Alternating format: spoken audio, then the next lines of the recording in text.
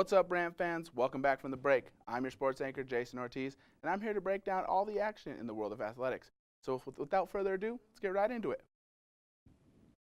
Well, here we are, another CSU bye week, preparing for the last 3 games of the season. The Rams must win all 3 to qualify for another mediocre bowl game.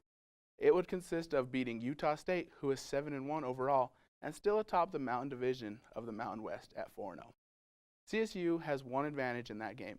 It's at Canvas Stadium, if you can consider that an advantage. But let's not focus on that. Utah State is a really good team at home, but in all reality, they are on top with some of the best teams in the country.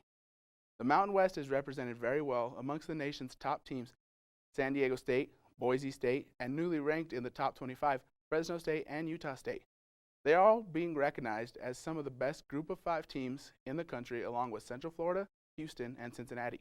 All these Mountain West schools are looking to get a shot to play in the New Year's Eve 6 Bowls, or possibly even a shot at grabbing a spot in the college football playoffs.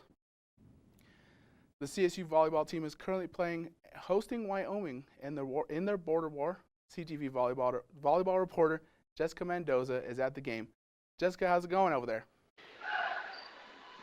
Thanks, Jason. So it's still very early in this match, but the Rams are actually winning right now in the first set, 14-8. So far it's looking like in this game, make that 15-8. But so far it's looking like the person who's going to win this match is whoever's going to make the least amount of errors possible.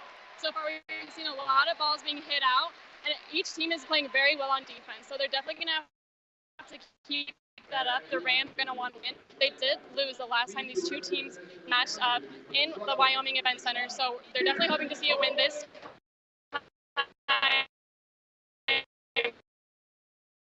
Well, it looks like we had a little bit of technical difficulties, but it seems like the CSU volleyball team is doing really well. Thank you, Jessica. So today was the trade deadline for the NFL, and there were a lot of big names on the move. So just to name some, we had Clinton Dix, who, for whatever reason, Green Bay decided they want to get rid of him. He's their best safety, but he's now playing for the Washington Redskins. Dante Fowler Jr., this is a big one. He's going from a really good defense in the Jacksonville Jaguars to an even better defense in the Los Angeles Rams, who are 8-0. Ty Montgomery from Green Bay to the Ravens. It's a good move because the Ravens need some depth at running back, and Green Bay had no use for him anymore.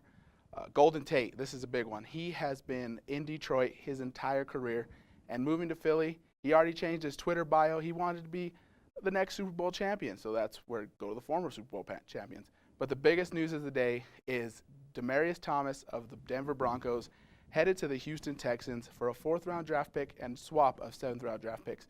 This is big because DT spent his whole career in Denver, and he's done mainly everything for the Broncos, big catch after big catch. And so in tribute to DT, all top plays this week, they're from DT. So here we go. Let's roll it. DT. Big catch here, Demaryius Thomas. Only the best wide receivers in the league can do that. And this one, nobody forgets this one. 2012 AFC West wild card game. First pass in overtime, Tim Tebow to Demaryius Thomas. First play in overtime. They win the game 29-23.